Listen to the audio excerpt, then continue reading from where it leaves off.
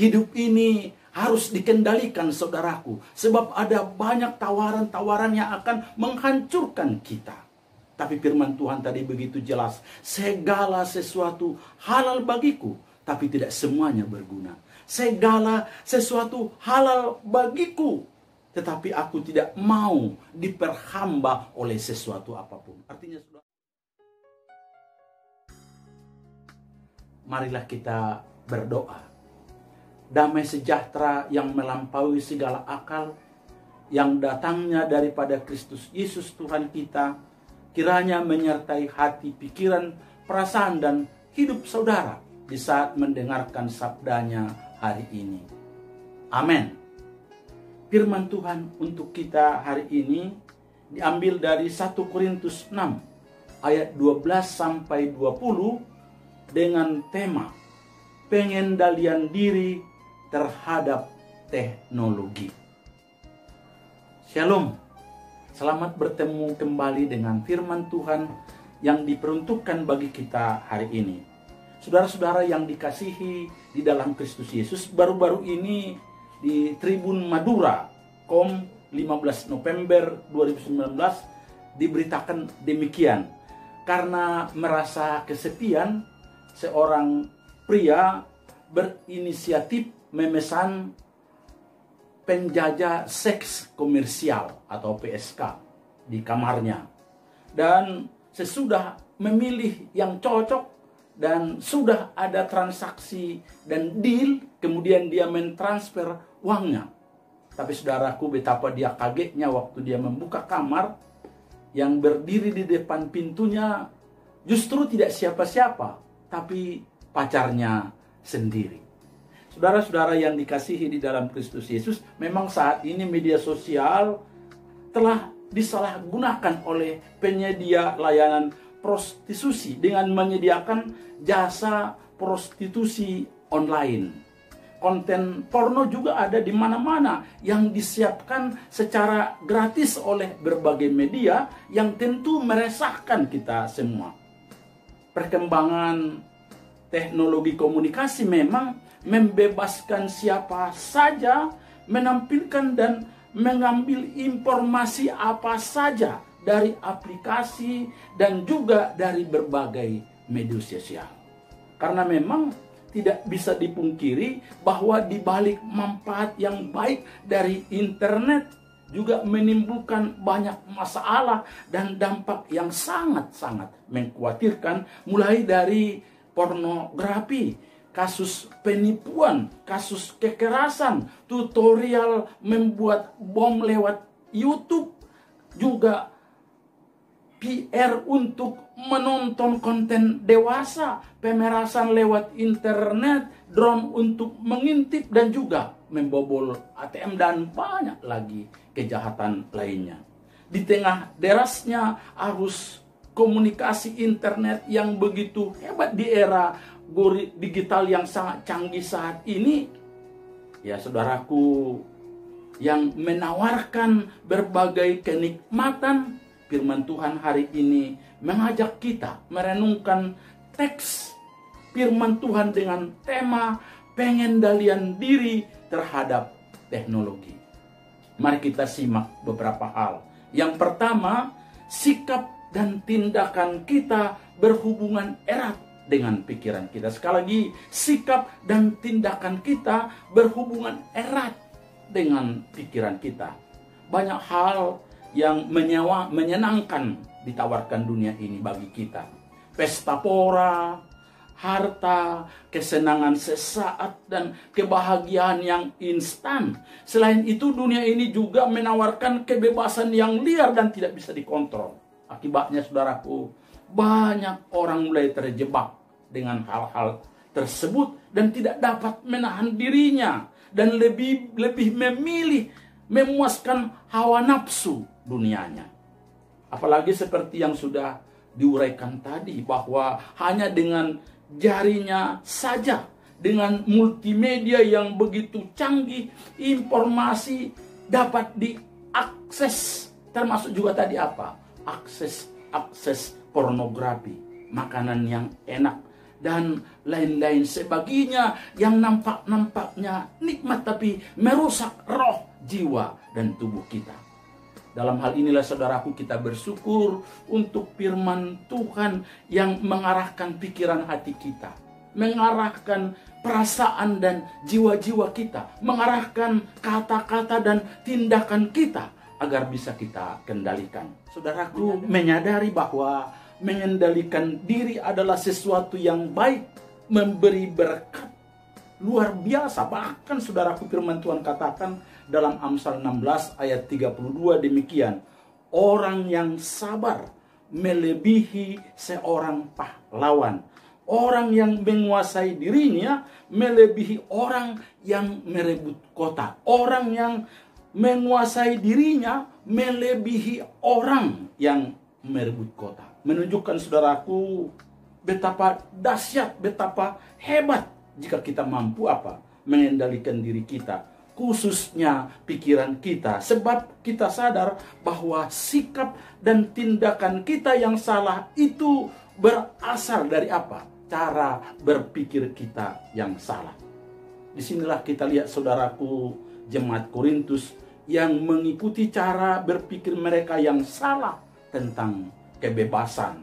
Mereka memegang pendapat bahwa segala sesuatu halal untuk dilakukan. Artinya mereka boleh melakukan segala hal dan menikmati keduniawian ini dengan bebas, termasuk dalam hal makanan yang dipersembahkan kepada berhala-berhala dan juga dengan dosa-dosa seksual. Pikir mereka tubuh ini akan binasa, hanya jiwa yang lebih tinggi, sehingga tubuh ini boleh digunakan seenak perut saja. Padahal saudaraku, ini bukan masalah boleh tidak, bukan masalah halal haram. Tetapi pertanyaannya, sebelum kita melakukan segala hal, kita harus bertanya, apakah ini berguna buat aku? Apakah ini membangun? Apakah ini akan memperhamba saya, membuat saya berdosa terhadap Tuhan? Saudaraku, memang harus kita akui bahwa dosa, kenikmatan, dan kesenangan sesaat ini sudah melanda sejak dahulu, bahkan saat ini juga saudaraku.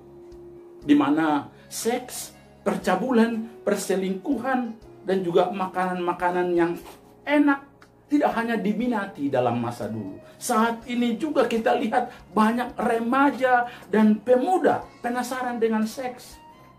Pasangan juga pasangan dengan penasaran dengan dosa selingkuh. Mereka melakukan eksperimen seks dengan temannya. Bahkan mereka mencari tempat-tempat pelacuran untuk melampiaskan syahwat seks mereka. Biasanya saudaraku, dalam beberapa kasus diberitakan bahwa para remaja atau pemuda melakukan dosa seks atau hubungan seks di luar nikah karena barusan mereka menonton bersama film-film porno, atau mereka mau melakukan seperti yang dilakukan oleh teman-teman yang sudah melakukannya, dan mereka takut dianggap kuno, dianggap tidak berpengalaman dan seterusnya. Lalu bagaimana saudaraku caranya supaya kita terhindar dari semuanya ini? Saya sudah ungkapkan tadi bahwa manusia adalah apa yang dipikirkannya. Jika saudara menganggap bahwa selingkuh itu siku, saudaraku, siku itu selingan indah keluarga utuh. Selingan indah keluarga utuh, maka saudara akan mudah terjatuh dalam dosa percabulan dan perselingkuhan ini. Padahal saudara tahu bahwa akibat dari dosa seks, dosa percabulan, perselingkuhan, atau dosa di luar nikah, ini tidak hanya merusak hubungan kita dengan pasangan, dengan sesama, tidak hanya merusak hubungan kita dengan Tuhan, tapi juga merusak hubungan kita terhadap diri kita sendiri. Dalam ayat 18, istilah yang dipakai di sana saudaraku adalah tubuh atau diri kita seutuhnya. Jadi bukan hanya sekedar dosa fisik saja, tapi termasuk pikiran, termasuk jiwa kita. Pokoknya keseluruhan pribadi manusia itu menjadi rusak. Makanya penyimpangan seksual akan tersimpan dalam memori, dalam emosi seumur hidup kita. Karena penyimpangan dosa seksual itu melibatkan tidak hanya tubuh kita, tapi keseluruhan pribadi manusia. Tidak hanya itu saudaraku, menurut penelitian, dosa seksual, dosa perzinahan dan percabulan, atau dosa seks di luar nikah, itu bisa diwariskan kepada siapa? Generasi kita berikutnya. Sangat mengerikan jika tidak apa? Diakui, jika tidak dibebaskan oleh darah Yesus Kristus. Itulah sebabnya, saudaraku, Paulus di sini secara tegas katakan, tubuhmu itu adalah bait Roh Kudus. Kata bait di sini yang digunakan dalam bahasa Yunani, naos. Itu artinya bahwa tubuh kita ini ruang Maha Kudus Allah yang didiami oleh Roh Kudus. Dan kehadiran Roh Kudus dalam tubuh kita menjadi tanda bahwa kita ini apa? Milik Allah, bukan lagi milik diri kita sendiri. Kita satu roh dengan roh Tuhan, dan kita harus mempersembahkan tubuh kita ini seutuhnya menjadi persembahan yang hidup dan berkenan kepada Allah. Dalam Roma 12 ayat 1 dan 2. Karena tubuh kita ini, saudaraku, sudah menjadi milik Allah, bagaimana mungkin lagi kita menyerahkan tubuh kita ini kepada hal-hal yang tidak berguna, kepada hal-hal yang tidak membangun, kepada hal-hal yang berdosa? Mari saudaraku, kita sadari bahwa seks di luar pernikahan itu selalu akan merusak. Sebaliknya, seks di dalam pernikahan dapat sangat indah dan membangun. Memang harus kita akui, bagi sebagian orang, seks di luar pernikahan itu bisa saja menimbulkan kesenangan, kenikmatan sementara. Karena memang biasanya kenikmatan dan kesenangan sementara itu bisa awalnya enak, tapi belum tentu baik di ujungnya. Nah, saya mau bertanya dulu kepada para pemuda yang hidup dengan seks bebas. Sampai kapan Anda mau menikmati kesenangan dosa seks itu? Hingga pacarmu hamil? Hingga ada pengguguran? Hingga Anda betul-betul sangat menyesal? Saya mau tanya kepada cewek-cewek yang hidup dalam seks di luar nikah. Sampai kapan Anda menikmati dosa itu? Hingga Anda hamil? Hingga Anda menyesal? Hingga Anda tidak berharga lagi? Kepada para suami istri yang senang dengan dosa perselingkuhan, sampai kapan Anda melakukannya? Hingga Anda betul-betul bercerai, bertingkah laku yang tidak bagus? Atau hingga Anda kena AIDS atau HIV/AIDS?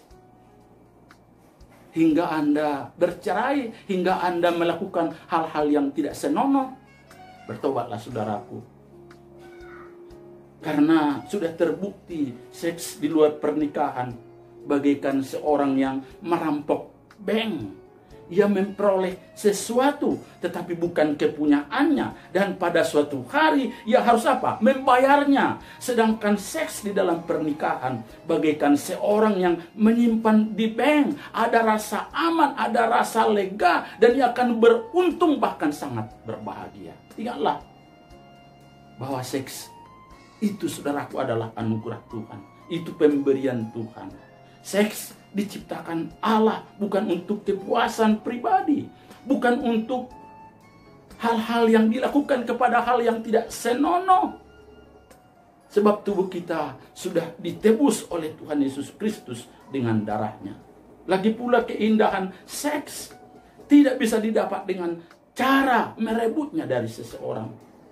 Tapi keindahan seks, kenikmatan seks akan terjadi saat kita memberikan diri kita, memberikan dirinya untuk pasangan hidupnya. Dengan demikian, suami istri dapat mengucapkan terima kasih, berdoa kepada Tuhan saat menikmati seks.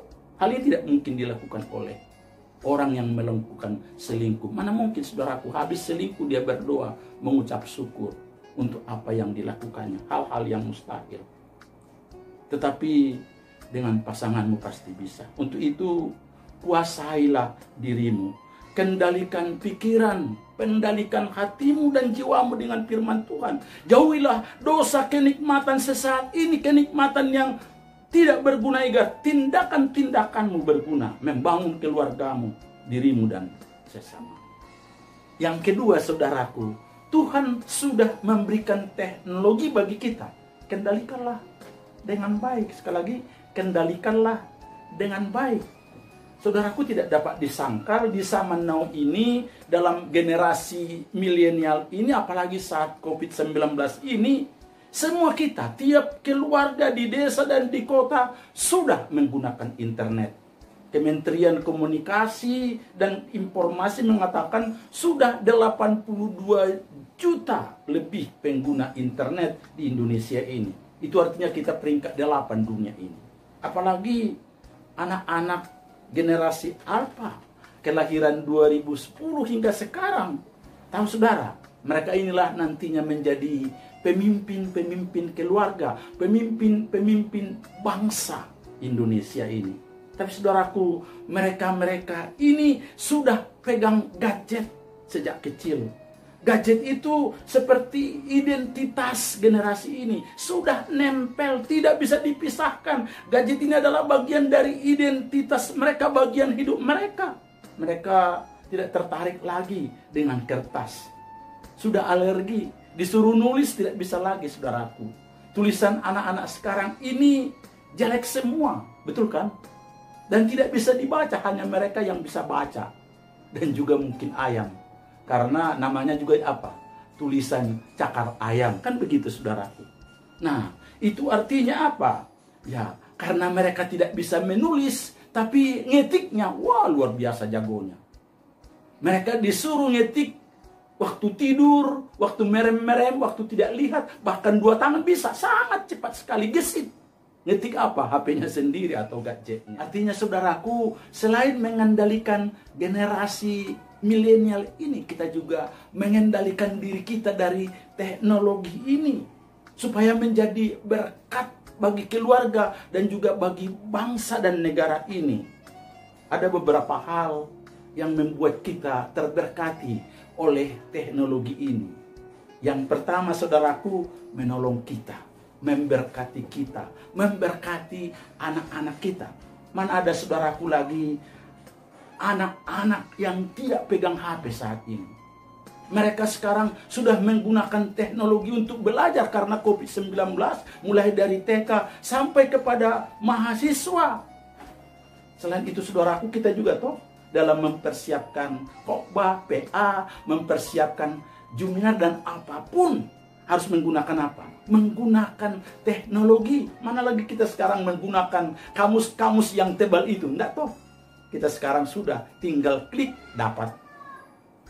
Nah itu saudaraku. Bapak Hastarjo dalam seminar Alkitab Sabda dan Teknologi berdasarkan Jenkins mengungkapkan beberapa hal tentang pengguna gadget sekarang ini. Dia katakan begini, mereka ini ingin terlibat menjadi bagian dari komunitas. Makanya ada komunitas ya, WA SD, WA SMP, atau Facebook grup ini, grup itu. Pokoknya pas tahun juga ada, gereja juga ada, kantor pusat, semua ada apa? Ada grup-grupnya. Itu artinya kita adalah makhluk sosial. Dan saudara tahu bahwa mereka ini, generasi-generasi pengguna gadget ini sudah memiliki ikatan-ikatan yang sangat luar biasa. Di Solo katanya ada Ikatan Cekatan Solo, ICS. Mereka ini menolong orang lain tanpa bayar, saudaraku. Hanya menginfokan apa yang terjadi di kota Solo dan sekitarnya. Mereka akan datang ya untuk menolong.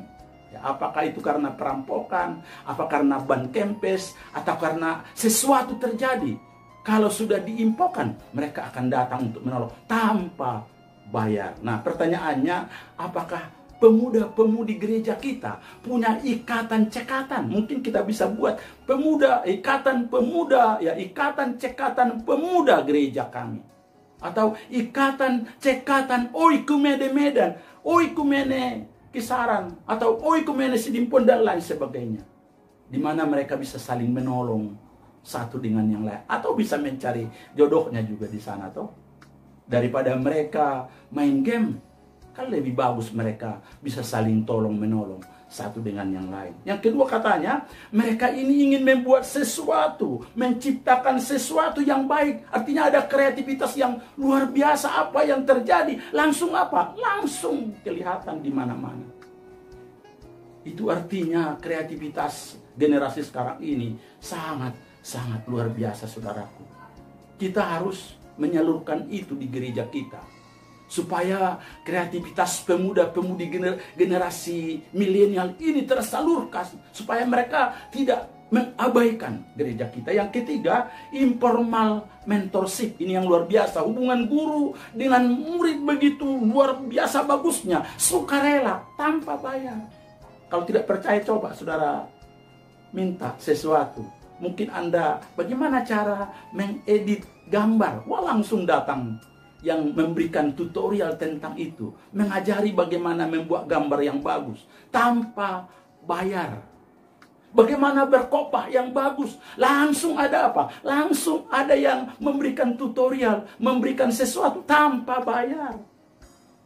Makanya khotbah sekarang juga banyak yang tanpa bayar toh. Hanya diminta apa? Hanya diminta di like atau di subscribe toh. Itu artinya betapa hebatnya sekarang pengguna daripada teknologi ini. Live streaming. Gereja kita bisa hidup sekarang karena adanya apa? Live streaming. Ada Zoom, ada macam-macam yang membuat gereja kita juga tetap mendengarkan firman Tuhan. Saudara-saudaraku yang dikasihi di dalam Kristus Yesus, kita harus sadar bahwa generasi milenial ini datang ke gereja tidak bawa Alkitab lagi. Betul. Mereka sudah alergi terhadap kertas toh. Saya sudah bilang tadi. Mereka bawa apa? HP. Karena di sana sudah Alkitab ada. Ya, di sana Kidung Jemaat sudah ada, buku Ende juga sudah ada, nyanyian-nyanyian rohani sudah ada, saat teduh sudah ada. Ya, apa-apapun sudah ada di mana? Di HP, tinggal klik. Ya, makanya ada yang bertanya, jangan-jangan nanti waktu hadiah perkawinan mereka, ya mereka tidak mau lagi terima Alkitab, tapi minta apa? HP. Makanya harus kita persiapkan generasi ini dengan baik. Mari kita, saudaraku, ingat ya, sekalipun ada perubahan dari teknologi ini, perubahan manusia, perubahan alat-alat ini yang luar biasa canggihnya, ingat, tetapi firman Tuhan tetap sama. Kebutuhan akan firman Tuhan tetap sama. Maknanya tidak pernah berubah. Siapapun orangnya, generasi keberapapun, gadget apapun yang dipakai, teknologi canggih apapun, firman Tuhan tetap selama-lamanya. Biarpun gunung-gunung beranjak, ya, bukit-bukit bergoyang, tetapi firman Tuhan tetap untuk selama-lamanya. Manusia butuh apa? Pengampunan dosa. Manusia butuh diselamatkan untuk masuk surga. Manusia butuh dituntun. Manusia butuh dipelihara oleh Tuhan hari lepas hari. Manusia butuh diberkati oleh Tuhan. Alat-alat boleh berubah, zaman boleh berubah, tetapi pemeliharaan Tuhan tetap dibutuhkan. Makanya harus kita menggunakan teknologi ini dengan mendoakannya dengan sungguh-sungguh, agar saat kita menggunakannya dengan berbagai sumber yang banyak itu tetap dipakai oleh Tuhan menjadi berkat. Mari kita juga berdoa saat kita juga ya menerima informasi firman Tuhan yang begitu hebat, kita juga apa? Berubah. Karena ingat saudaraku, pengetahuan hanya buat apa? Besar kepala. Ya. Sekali lagi, hanya buat apa? Besar kepala. Tapi saudaraku, kasih membuat apa? Besar hati kita. Emosi positif kita bertambah-tambah. Sehingga kita penuh perhatian, penuh pengampunan di dalam Kristus Yesus. Maka perlu kita mendoakan supaya kasih Allah mengalir dan terus mengalir. Walaupun teknologi semakin canggih, semakin hebat, Roh Kudus tetap bekerja. Walaupun teknologi berubah-ubah, tapi firman Tuhan tetap menjadi bagian daripada umat manusia. Itu yang kedua. Yang ketiga, saudaraku, sikap kita di saat mengendalikan teknologi. Sekali lagi, sikap kita di saat mengendalikan teknologi. Saudaraku, hidup ini harus kita kendalikan dengan baik. Karena secara tegas tadi firman Tuhan katakan bahwa boleh segala sesuatu halal bagiku, tetapi tidak semuanya bermanfaat, tidak semuanya berguna, tidak semuanya berfaedah bagiku. Segala sesuatu halal bagiku, tetapi aku tidak mau diperhamba oleh apapun. Artinya saudaraku, kita harus bertanya, apakah yang saya lakukan ini berguna, bermanfaat, membangun, berfaedah buat saya dan orang lain? Apakah yang saya perbuat ini tidak menimbulkan dosa? Apakah yang saya perbuat ini sungguh-sungguh memuliakan Tuhan? Ini sungguh-sungguh menjadi berkat bagi banyak orang? Itu yang pertama, saudaraku, bersedialah dipimpin oleh Roh Kudus. Di akhir perikop ini Paulus tadi mengingatkan tujuan hidup orang-orang yang telah ditebus, yaitu apa? Memuliakan Tuhan. Nah, pertanyaannya, dapatkah kita memuliakan Tuhan dengan seluruh hidup kita seutuhnya? Kita sadar bahwa kita adalah orang yang berdosa karena kita bukan manusia yang sempurna. Kita juga membutuhkan apa? Membutuhkan tuntunan dari apa? Dari firman Allah. Karena kita lemah, kita membutuhkan kekuatan dari Tuhan sendiri. Karena dengan kekuatan kita tidak mampu. Tapi firman Tuhan katakan bahwa Roh Kudus sudah diam di dalam kita. Tubuh kita ini adalah bait Allah. Itu artinya bahwa Roh Kudus siap menolong kita setiap saat. Siap membantu kita. Supaya apa? Dapat berpikir, dapat berperilaku, dapat berkata-kata, dapat melakukan hal-hal yang sungguh-sungguh sesuai dengan firman Allah. Sebagai orang-orang yang telah ditebus darah Yesus. Bersediakah saudara dipimpin oleh Roh Kudus? Yang kedua, saudaraku, tetaplah menjaga kesucian dan kekudusan hidupmu. Sekali lagi, tetaplah menjaga kesucian dan kekudusan hidupmu. Saudaraku, dunia ini semakin modern. Media sosial semakin canggih. Tawaran-tawaran semakin dahsyat dan mengerikan. Ada tawaran perzinahan, tawaran pornografi, tawaran perselingkuhan, tawaran ketidaksetiaan, pengkhianatan, makanan-makanan nikmat, ngeri, saudaraku. Tetapi setiap orang yang berjalan dalam kejujuran, dalam kebenaran, dalam kekudusan firman Tuhan, pasti apa? Diberkati oleh Tuhan. Saudara, keselamatan dalam Kristus bukan hanya memberi jaminan waktu kematian Anda, melainkan apa juga? Memberikan jalan bagi perubahan hidup saudara. Hidup ini bisa berubah dalam proses terus menerus di dalam Kristus, asal mau dituntun oleh firman Tuhan. Dengan demikian, saudara-saudara, kita semua jauhilah apa? Percabulan. Jauhilah perzinahan. Jauhilah seks di luar nikah. Jauhilah hal-hal yang nikmat, yang hanya sengsara sejenak. Dengan apa? Mengendalikan pikiran saudara, tingkah laku dan perbuatan kita. Kendalikan jugalah teknologi ini dengan multimedia yang canggih ini dengan baik. Bimbing dan arahkan generasi milenial ini ya dengan hikmat Tuhan. Berikan dirimu, keluargamu dalam bimbingan Roh Kudus, karena tubuhmu adalah bait Roh Kudus, bukan milikmu lagi. Kiranya Tuhan Yesus memberkati kita semuanya. Amin.